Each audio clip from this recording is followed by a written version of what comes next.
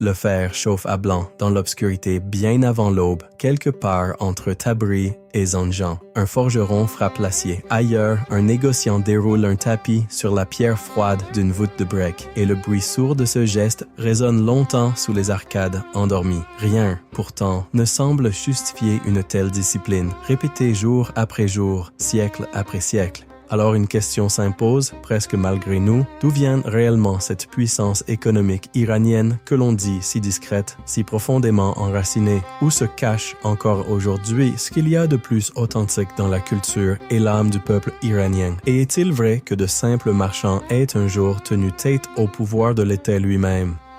La réponse ne se trouve ni dans les palais, ni dans les ministères. Elle se cache dans l'ombre fraîche des bazars iraniens, ces labyrinthes de briques et de commerce que peu d'étrangers prennent le temps de vraiment comprendre. Des empires entiers se sont levés, puis effondrés. Des dynasties ont régné, puis disparu de la mémoire collective. Et pourtant, ces bazars, eux, sont restés. Ils battent encore comme un cœur têtu, faisant circuler la sève économique et culturelle de l'Iran depuis des centaines d'années. Car ces marchés n'ont jamais été de simples lieux d'échange. Lorsque les routes de montagne se ferment coupées par la neige ou le danger, c'est ici, sous ces voûtes, que la route de la soie continuait de vivre. C'est ici que l'on protège encore les trésors artisanaux du pays, les tapis somptueux de Tabriz, les bijoux d'argent finement ciselés, les fils de safran d'un rouge éclatant et ce parfum de rose entêtant qui semble s'accrocher aux vêtements longtemps après qu'on a quitté les lieux. Mais surtout, on y protège quelque chose de plus précieux encore, la dignité et la beauté du peuple iranien coûte que coûte, quitte à fermer les échoppes et suspendre tout commerce s'il le faut vraiment. Rien ne pourrait remplacer ces bazars. Sans eux, l'Iran ne serait tout simplement pas ce qu'il est devenu. Alors, laissons-nous porter à l'intérieur de ces bazars cachés, disséminés à travers tout le pays, pour découvrir combien le peuple et la culture iraniens peuvent se révéler bouleversants de beauté une fois qu'on prend la peine de les regarder vraiment. Un porteur laisse tomber un tapis roulé sur la pierre, juste avant le lever du soleil. Le choc se propage sous les voûtes de briques comme un signal de départ. Un à un, les commerçants relèvent leurs volets de bois. La lumière du matin s'infiltre par les ouvertures du toit, pendant que les artisans commencent à préparer le bazar pour la journée qui s'annonce. Nous sommes à Tabriz, dans le nord-ouest de l'Iran, là où ce complexe a servi pendant des siècles le commerce de la route de la soie. L'UNESCO reconnaît aujourd'hui ses boutiques, ses cours et ses écoles comme un système social et commercial toujours bien vivant. À l'intérieur du caravansérail de Mozaffarieh, on peut observer un marchand dérouler un tapis tissé main. Non loin de là, un réparateur consolé d'un bord usé par le temps. Un acheteur presse la laine entre ses doigts, retourne la pièce pour en examiner l'envers, puis interroge le marchand sur l'atelier d'origine. Le vendeur répond sans détour, car ici, la réputation soutient chaque transaction bien plus sûrement qu'un contrat écrit. Un peu plus loin, un artisan âgé montre à son apprenti comment corriger un nœud mal serré, et un porteur silencieux plie le tapis, noue le balai, puis le porte à travers le passage voûté. Ces porteurs, ces réparateurs, ces mains discrètes reçoivent rarement le regard des acheteurs, et pourtant, ce sont eux l'âme véritable du bazar. Mais alors, qu'est-ce qui permet à ce lieu de survivre plus longtemps que les gouvernements qui ont, l'un après l'autre, prétendu le contrôler? La réponse tient peut-être à une coopération rare. Marchands, autorités municipales et équipes du patrimoine ont uni leurs efforts pour coordonner d'importantes restaurations à travers tout le complexe. La communauté tout entière a soutenu un long programme de réhabilitation sans jamais interrompre l'activité commerciale. Ce travail collectif a même valu au site le prix Aga Khan d'architecture. Le soir, la lumière rase le sol, tandis que les marchands ferment une boutique un à un. Les nettoyeurs reviennent après le départ des derniers clients, dont le silence a trouvé des allées vides. Plus au nord, dès avant l'aube, d'autres coups résonnent, plus secs, plus métalliques. Des étincelles jaillissent au-dessus des établis noircis par des années d'usage. Le cuivre chante sous les voûtes de briques. Nous sommes au bazar de Zanjan qui s'étend à travers la ville en un dédale de ruelles, de caravansérails et d'échoppes de nourriture. Ici, les forgerons perpétuent un art étroitement lié au célèbre couteau de Zanjan. Chaque lame porte en elle un savoir-faire concret et une identité locale bien vivante, transmise jusque dans le quotidien d'aujourd'hui. Un forgeron chauffe une ébauche d'acier jusqu'à ce que la surface devienne orange incandescent. Son compagnon maintient la pièce fermement pendant qu'il maîtrise chaque coup de marteau. À chaque frappe, l'ébauche s'affine. La lame future s'allonge peu à peu. Il juge la température rien qu'à la couleur du métal, un savoir que ni thermomètre ni instrument ne pourrait remplacer. Un client arrive, un vieux couteau à la main, et demande au forgeron de préserver le manche usé, chargé de souvenirs. L'artisan vérifie l'alignement de la lame avant de la refroidir, puis déguiser le tranchant. De l'autre côté de la ruelle, des artisans de la filigrane étirent l'argent en fils d'une finesse presque irréelle. Ils courbent chaque brin, composent des motifs serrés, soudaignent chaque jointure à la main, avec une patience qui force le respect. Les outils de métal tapotent doucement le bois. Le World Craft Council a d'ailleurs reconnu Zanjan comme ville mondiale de l'artisanat pour cette filigrane si particulière. Ces métiers reposent tout entier sur la confiance entre collègues, entre clients, entre maîtres et apprentis. On voit ces derniers que répéter encore et encore les gestes que leur transmettent les anciens. À midi, le soleil traverse le toit et vient se poser sur un plateau d'argent tout juste achevé. De fines limailles restent éparpillées près de l'établi, dernière trace d'un travail minutieux. Sous des voûtes plus denses encore, le grand bazar de Téhéran bat à un rythme différent, plus rapide que celui de Tabriz, moins mesuré que celui de Zanjan. On y sent une énergie presque fébrile. Des fils de safran rougeoient sous le verre des des pétales de rose parfument le paysage étroit et le cardamome accompagne chaque charrette qui se fraye un chemin dans la foule mouvante. Le grand bazar de Téhéran forme un vaste marché couvert au cœur historique de la capitale iranienne. Plus de 10 km de corridors abritent des boutiques regroupées par type de marchandises aux côtés de mosquées, de caravansérails, de restaurants et de banques.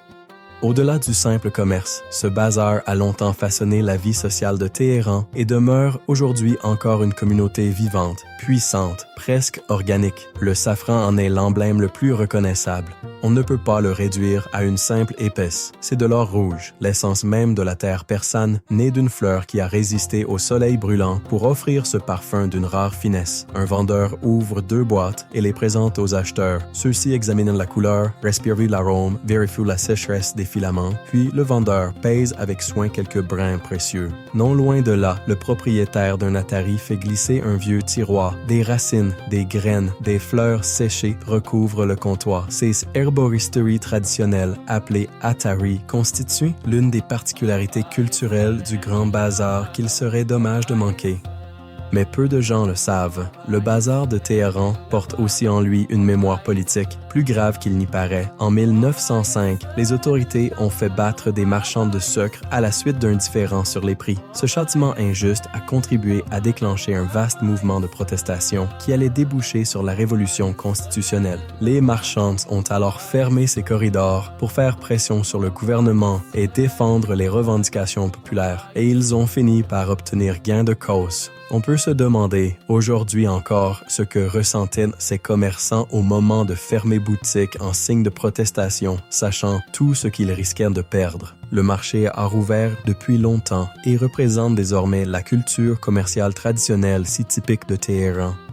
Sous les voûtes de briques du bazar de Kashan, un marchand ouvre une bouteille transparente. Le parfum se répand aussitôt jusqu'aux étals de tapettes voisins. C'est l'essence d'une nouvelle récolte qui vient d'arriver au marché, enfermée dans ce petit flacon d'eau de rose. Le bazar de Kashan a longtemps servi le centre de l'Iran et relie encore aujourd'hui boutiques, cours intérieures et chambres d'hôtes. Le caravansérail Amin Od-Dawle ancre la partie la plus animée de l'ensemble. La lumière filtrée tombe sur les comptoirs et les marchands discutent sous le dôme élevé. L'eau de rose, l'élément le plus emblématique de ce bazar, relie ce marché au village agricole situé au sud de Kashan.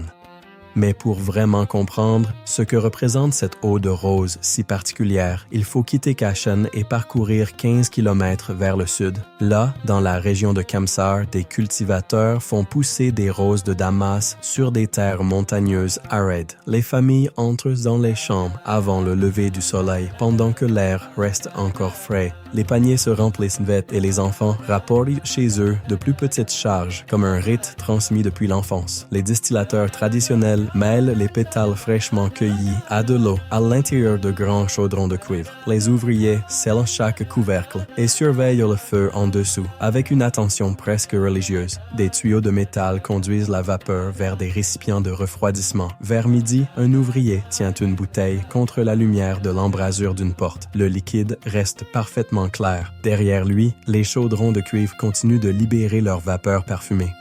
L'eau de rose produite à Khamsar jouit d'une réputation telle qu'elle est choisie pour laver et parfumer la Kaaba à la Mecque, et le bazar de Kashan porte ce parfum de Khamsar bien au-delà des champs de montagne. Quelques semaines d'un travail minutieux se transformaient ainsi en parfum, en gagne-pain et en mémoire partagée d'une génération à l'autre. On imagine sans peine la fierté que doivent ressentir ces familles, sachant que leur travail traverse les frontières pour atteindre l'un des lieux les plus sacrés du monde musulman. Un autocar quitte Kashan avant l'aube. La route grimpe sans relâche à travers les reliefs. Shiraz attend. De l'autre côté des montagnes, le bazar de Vakil accueille les voyageurs sous ses voûtes de briques. Karim Khan Zand a commandé la construction de ce centre commercial au XVIIIe siècle. Le passage débouche sur la cour Sarey Moshir, un espace de l'époque Qadjar adossé au bazar de Vakil. La lumière du soleil atteint le bassin central et les orangers adoucissent la rigueur des murs de briques environnants.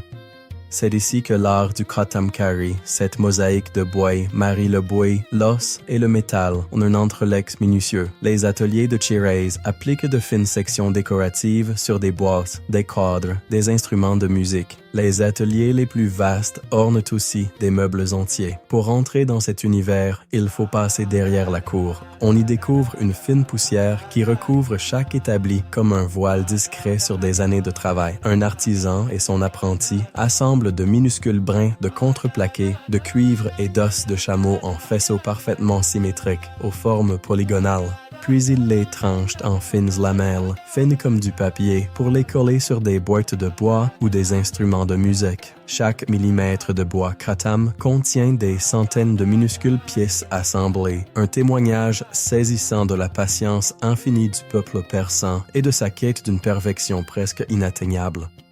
Un marchand porte les pièces achevées jusqu'au bazar. L'artisanat entre dans le commerce par les mains humaines, comme il l'a toujours fait. Dans l'après-midi, l'artisan et son apprenti referment leur tiroir à outils près de la boîte terminée. Le soleil couchant jette une lumière dorée sur la cour intérieure. Demain, une nouvelle journée commencera et de nouvelles pièces uniques naîtront encore sous leurs mains patientes.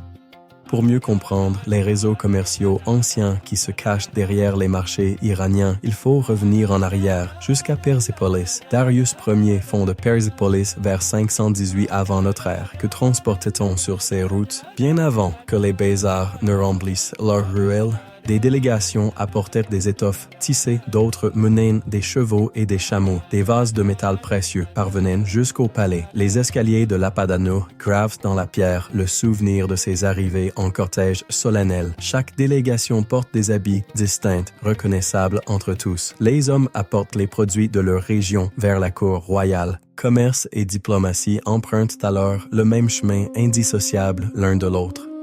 Au-delà des cadeaux sculptés dans la pierre, des tablettes d'argile révèlent comment ce système fonctionnait au quotidien. Des administrateurs consignaient le grain, le vin, le bétail, des sceaux authentifiaient chaque livraison. Les ordres écrits dirigeaient l'approvisionnement le long des routes reliant Persépolis aux localités environnantes. Ces archives montrent que l'échange impérial reposait autant sur une comptabilité rigoureuse que sur la distance parcourue par les routes elles-mêmes. Le vent traverse aujourd'hui les escaliers vides. La lumière du soleil se retire lentement du cortège sculpté dans la pierre. Persépolis change l'échelle du récit commercial iranien. Ce site dévoile les réseaux les plus anciens, ceux qui existaient bien avant les bazars que l'on connaît aujourd'hui. 550 mètres de long, 160 mètres de large, près de 9 hectares. La place Nagsh-e-Jahan domine le centre d'Ispahan. Shah Abbas Ier, qui règne de 1588 à 1629, fait créer cette place au tout début du XVIIe siècle. 2 niveaux d'arcades encadrent l'esplanade. Le palais d'Ali Kapur s'élève le long du côté occidental. Des mosquées commandent les côtés est et sud. La cérémonie de cour remplissait jadis cet espace Des cavaliers de polo traversèrent le terrain sous le regard des spectateurs royaux. Les marchands, eux, servaient les besoins quotidiens sous les arcades environnantes. La vie publique se poursuivait ainsi, jour après jour, entre le pouvoir et la prière, comme si les deux ne pouvaient exister l'un sans l'autre. Des artisans ont recouvert les portails et les dômes de céramique peinte. Leurs mains ont placé d'innombrables fragments sur d'immenses surfaces. De petites irrégularités subsistent encore aujourd'hui, discrets, presque invisibles, mais elles révèlent la présence humaine derrière la perfection apparente du dessin royal.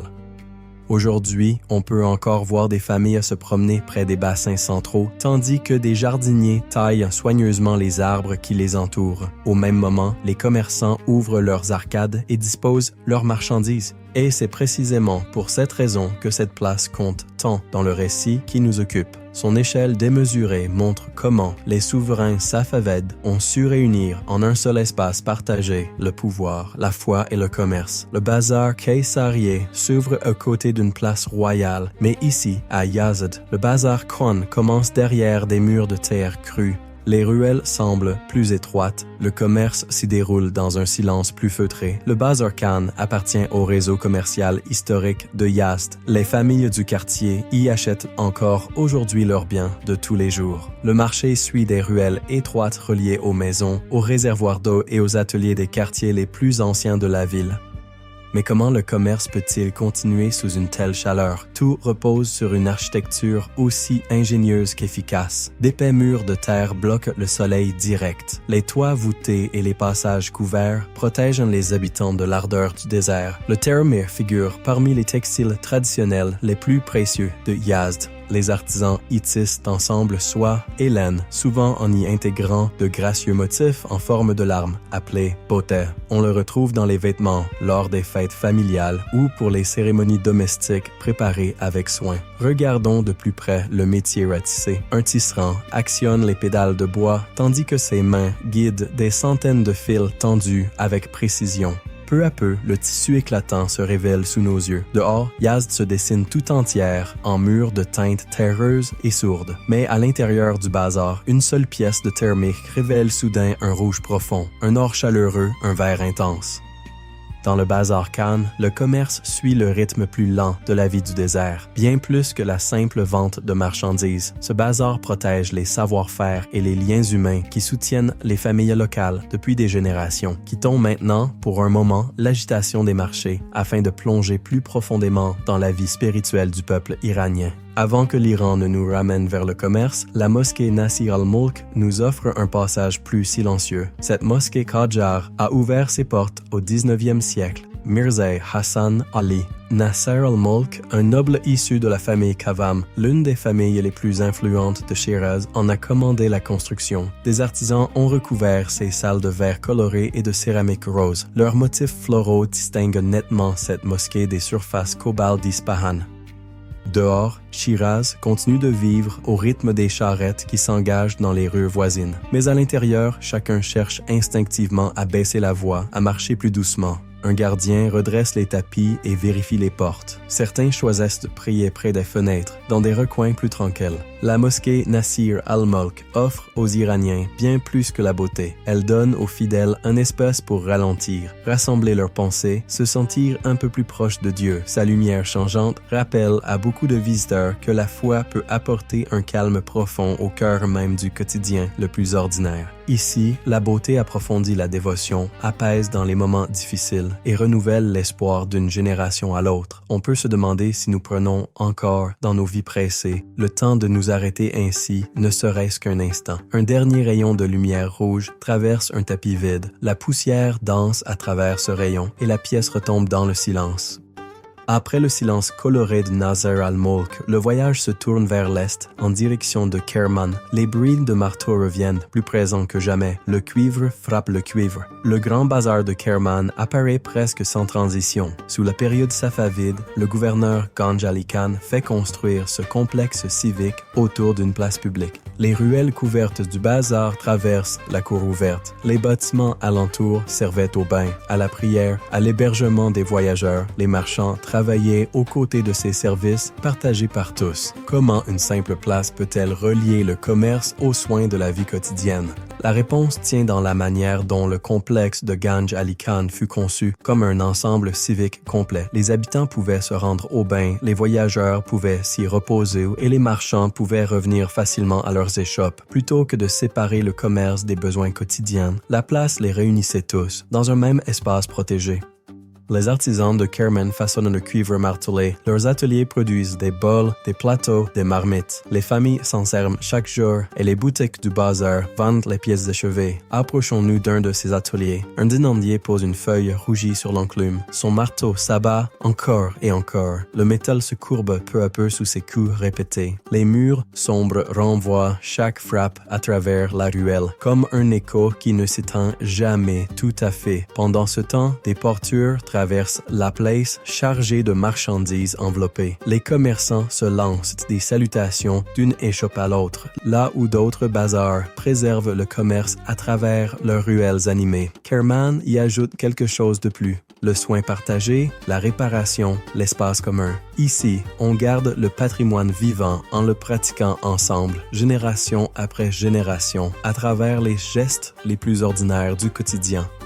Mais savez-vous ce qui existait avant même que les bazars ne prennent racine en Iran? Des routes de montagne, des animaux chargés, des nuits glaciales où le danger rôdait à chaque tournant. Le caravansérail de Yam gardait la route en vie contre vent et tempête. Il se dresse près de Mianesh, à environ 55 km de Tabriz. Construit sous les Safavides, puis restauré à l'époque Qajar, ce complexe est devenu l'un des plus grands caravansérails du nord-ouest de l'Iran. Les caravanes entrèrent par une unique porte gardée. 4 iwans faisaient face à la cour intérieure. Des entrepôts protégeaient textiles, objets de métal, vivres et autres marchandises contre la neige, le vol et les caprices soudains du climat. Les marchands dormaient dans les chambres environnantes, tandis que les bêtes se reposaient dans les écuries voisines. Les hôtes préparaient une nourriture simple dans des pièces qui concentraient à elles seules l'abri, la sécurité, le stockage et l'échange d'informations. Yam permettait aux caravanes de traverser un couloir montagneux dangereux sans jamais rompre la chaîne commerciale.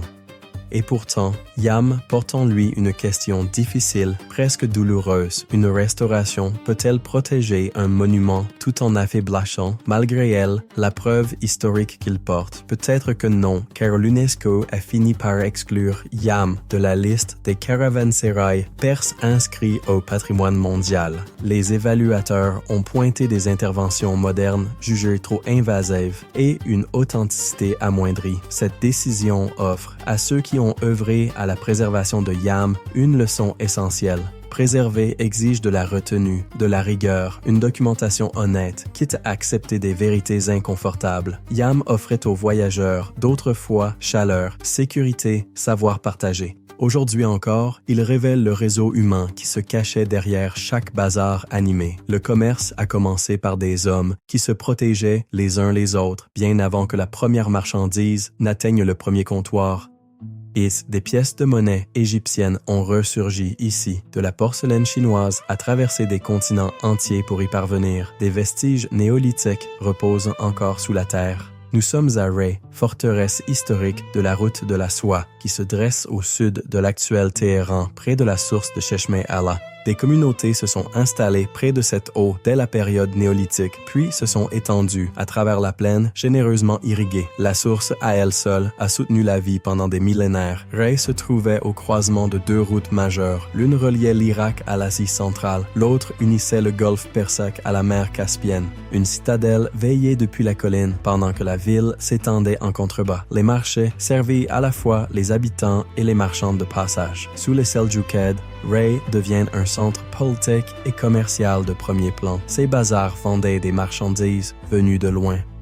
Mais comment un bol chinois, comment des pièces égyptiennes pouvaient-ils parvenir jusqu'ici? Les marchands les acheminaient à travers les ports, les routes, les caravansérails, d'autres itinéraires apportés des pièces d'Égypte et de Constantinople. L'archéologie confirme aujourd'hui ces distances parcourues, presque vertigineuses pour l'époque. Laissons-nous maintenant guider le long du coteau vers Cheshmeh Ali, un lieu chargé d'une histoire dense. Les habitants avaient une coutume de laver leurs tapis dans ce bassin aux eaux minérales, persuadés que cela faisait ressortir l'éclat des couleurs. Mais aujourd'hui, la source traverse une période difficile. Le bassin s'est asséché depuis un certain temps déjà et les experts s'interrogent sur des canaux d'eau obstrués ainsi que sur l'appauvrissement progressif des nappes souterraines. On ne peut s'empêcher de ressentir une forme d'inquiétude devant ces sources qui se tarissent comme si la mémoire elle-même risquait de s'assécher avec elle. Alors que le vent balaie le bassin vide sous les vieux murs, on aperçoit au loin Téhéran qui s'élève presque indifférente. Un mur circulaire surgit du désert ouvert. 5 tours arrondies font face au vent. Une seule porte rompt cet anneau de terre battue. À l'intérieur, le mur brise la force du vent. Nous sommes à Zainoudine, à environ 60 km au sud-est de Yazd. Les bâtisseurs safavides l'ont placé sur la route de Kerman. C'est là l'un des 2 seuls caravansérails circulaires encore existants en Iran. Aux côtés du caravansérail de Yam, les voyageurs y trouvaient jadis eau, nourriture et abris gardés. Les caravanes reliaient ainsi des producteurs isolés à des acheteurs urbains, tissant peu à peu un réseau invisible à travers tout le pays. En franchissant l'entrée, la cour intérieure dérobe aussitôt le regard du plateau désertique environnant. Une cour à 12 côtés occupe tout l'intérieur. Les chambres des voyageurs s'ouvrent sur ce centre commun. Le plan circulaire maximise la résistance aux tempêtes de sable qui soufflent du désert, quelle que soit leur direction, et supprime tout angle mort, permettant aux gardes de repérer un intrus de loin, bien avant qu'il n'approche. Son mur continu défendait les hommes, les animaux, les marchandises tout au long de voyages semés de dangers. Aujourd'hui, les visiteurs peuvent encore se tenir entre cette cour close et le plateau à découvert. Les bazars animés révèlent l'Iran à travers ses produits, ses négociations, sa vie publique bruissante. Zainoudine, lui, révèle ce qui se cachait derrière cette activité, la protection. Il offrait aux inconnus une nuit sûre, partagée dans la confiance mutuelle. Le commerce iranien a toujours dépendu de ces lieux où l'on prenait soin du voyage avant même de prendre soin des marchandises. Voici le bazar Reza à Mashhad, tout près de la rue de l'imam Reza et du sanctuaire. C'est notre dernier marché en Iran, celui où les pèlerins arrivent d'ordinaire après la prière, le cœur encore rempli de recueillement. Le bazar Reza a ouvert ses portes en 1976, près de la rue de l'imam Reza, tout contre le sanctuaire. 6 sections reliées entre elles occupent 2 niveaux couverts. Le rez-de-chaussée concentre l'essentiel des boutiques. De petits ateliers travaillent à l'étage. Contrairement aux bazars les plus anciens de l'Iran, Reza sert avant tout une ville de pèlerinage résolument moderne. Les familles arrivent après la prière à la recherche d'un cadeau à rapporter chez elles. Les artisans de Mashhad taillent la turquoise de Nishapur, réparent des bijoux, façonnent des bagues. Les ateliers de l'étage transforment ces pierres précieuses en souvenirs que l'on peut emporter partout avec soi. Un artisan stabilise une pierre bleue entre ses doigts. Sa meule se met à tourner doucement. Il en ajuste le bord, en vérifie la surface, puis sertit la pierre dans l'argent. Un apprenti observe depuis l'établi voisin. Le maître lui tend la bague. La leçon se poursuit ainsi, presque silencieuse, transmise de main en main comme elle l'a toujours été.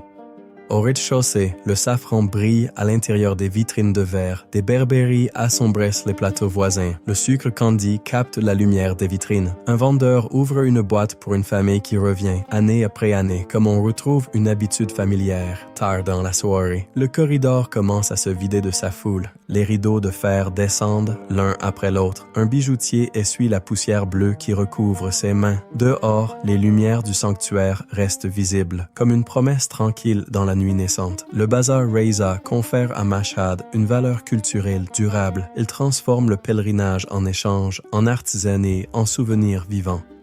Notre voyage à travers les bazars iraniens touche à sa fin, mais les liens humains, eux, continuent de vivre bien au-delà. Nous sommes entrés dans des lieux où le travail porte encore intact le poids et la chaleur de générations entières de mémoire. Des inconnus se sont rencontrés à travers de simples gestes de confiance et d'attention mutuelle, comme on en croise parfois, par surprise, dans nos propres vies. Longtemps après que les corridors se sont refermés derrière nous, leur chaleur reste là, tenace, comme un parfum de rose qui s'attarde sur un vêtement. C'est peut-être pour cela que partir devient si difficile. On se demande, en refermant les yeux sur ces images, si nos propres villes, nos propres marchés, gardent encore quelque chose de cette mémoire partagée ou si nous l'avons laissée, sans y prendre garde, s'effacer peu à peu. Le voyage se termine, mais sa présence humaine, elle, reste tout près de nous, comme une empreinte que le temps ne parvient jamais tout à fait à effacer.